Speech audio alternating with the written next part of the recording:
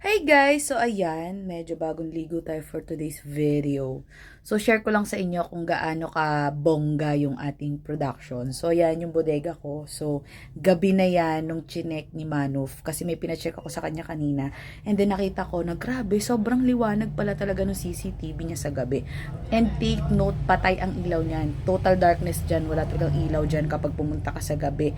The same time, merong yung CCTV niya is may ilaw, tapos may tunog. So, maririnig, makikita niya ng sobrang liwanag kung sino man yung pumasok dyan sa aking bodega. So, nandyan yung aking mga stock, yung aking computer, yung aking printer, yung ginagamit ko sa lahat-lahat ng production. Kaya sure na safe at talagang secure yung ating production. So, share ko lang sa inyo guys. Actually, napakaraming CCTV ni Manuf.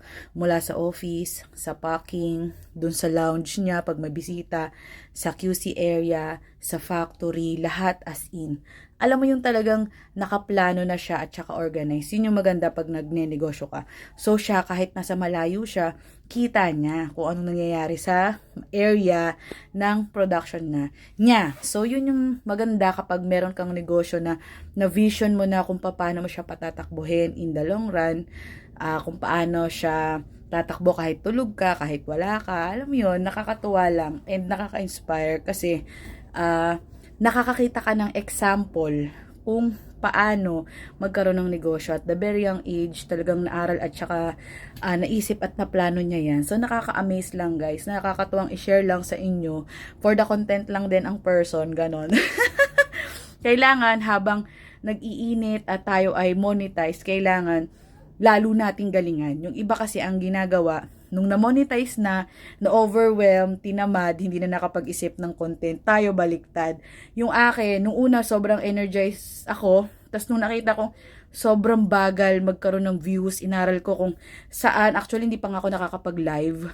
Sabi nila pag nag-live ka daw, mabilis daw maka 60 minutes views. Pero out of nowhere, nakachempo ako ng video na in 3 days, yung algo niya gumanda, nag 1.8 million views. O, 'di ba?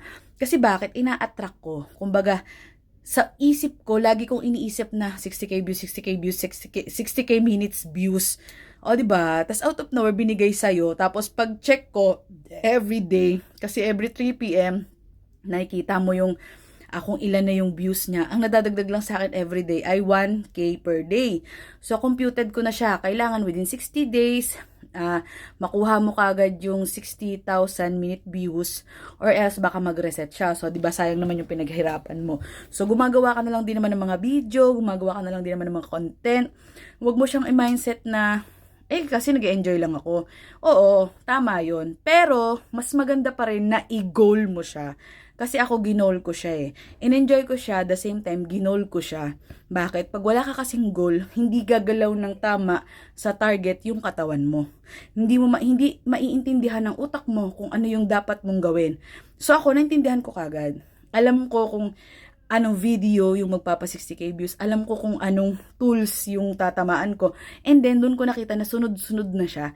So, madali lang pala. Huwag nyo siyang masyadong pahirapan. At saka kung may nakita kang content na nagsasabing ganito ang gawin mo, huwag kang maniwala doon, promise. Kasi hindi ko ginawa.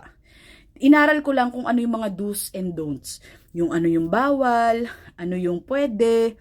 Yan, inaral ko yan. Actually, binasa ko rin. Kailangan basahin mo rin. Kasi bibigyan ka naman ng way ni Meta kung paano gumawa ng reels, kung paano gumawa ng long form videos. Basahin mo siya. Bigyan mo siya ng time. Kasi ako binigyan ko siya ng time.